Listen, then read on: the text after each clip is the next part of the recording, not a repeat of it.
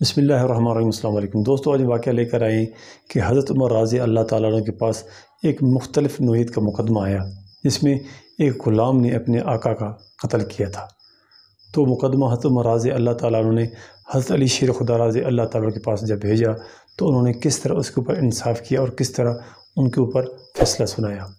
اگر آپ اسلامی واقعات والی ویڈیوز میں دلچسپی رکھتے ہیں تو ہمارے چینل کو سبسکرائب کر دیجیے۔ حضرت عمر رضی اللہ تعالیٰ عنہ کے دور خلافت میں ایک نوجوان شخص جو غلام تھا اس نے اپنے آقا کا قتل کر دیا، اپنے مالک کا قتل کر دیا۔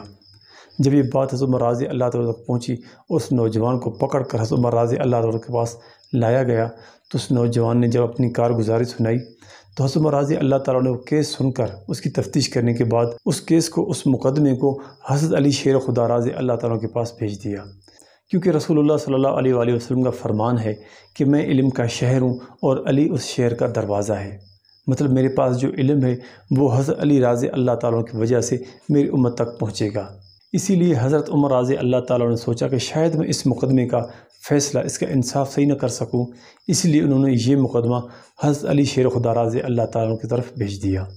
جب یہ مقدمہ حضرت علی شیر خدا رضی اللہ تعالیٰ کے پاس پہنچا تو انہوں نے اس نوجوان سے پوچھا جس نے اپنے مالک کا قتل کیا تھا کہ تو نے اپنے مالک کا قتل کیا ہے؟ تو وہ نوجوان کہنے لگا جی بالکل میں نے اپنے مالک کا قتل کیا ہے۔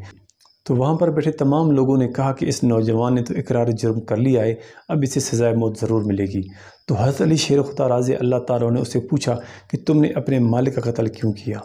تو وہ نوجوان آبدیدہ ہو کر کہنے لگا کہ میرے آقا، میں اپنے مالک کے پاس کئی سالوں سے غلام تھا، میں اس کے ساتھ کئی سالوں سے رہ رہا تھا، لیکن ایک رات میں سویا ہوا تھا تو اس نے موقع پا کر میرے ساتھ بدفعلی کی، میرے ساتھ زنا کیا، تو میں نے موقع دیکھ کے اسے اس وجہ سے قتل کر دیا۔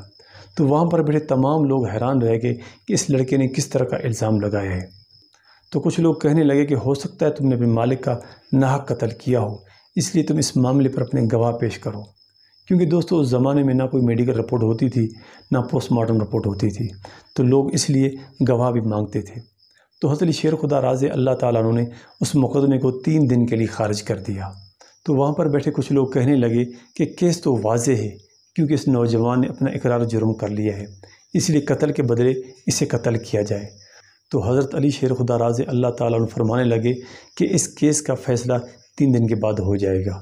3 دن کے بعد جب اس مقدمے کی کارروائی کا آغاز ہوا تو حضرت علی شیر خدا رضی اللہ تعالیٰ فرمانے لگے کہ مجھے اس شخص کی قبر تک لے چلو۔ تو حضرت علی شیر خدا رضی اللہ تعالیٰ عنہ کو اس شخص کی قبر تک لے جایا گیا۔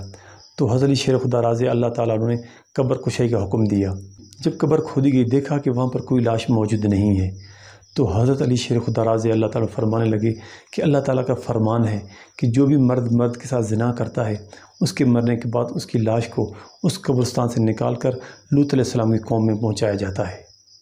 تو جو عذاب حضرت لوط علیہ السلام کی قوم کو مل رہا ہوتا ہے وہی عذاب اسی شخص کو ملتا ہے، کیونکہ اللہ تعالیٰ نے لوط علیہ السلام کی قوم کے اوپر 3 عذاب بھیجے تھے۔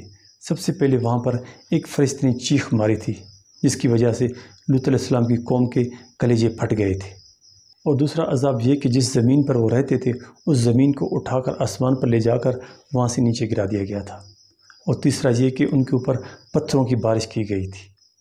جب قبر سے لاش نہ ملی تو حضرت علی شیر خدا رضی اللہ تعالیٰ عنہ نے اس نوجوان کو مقدمے سے بری کر دیا۔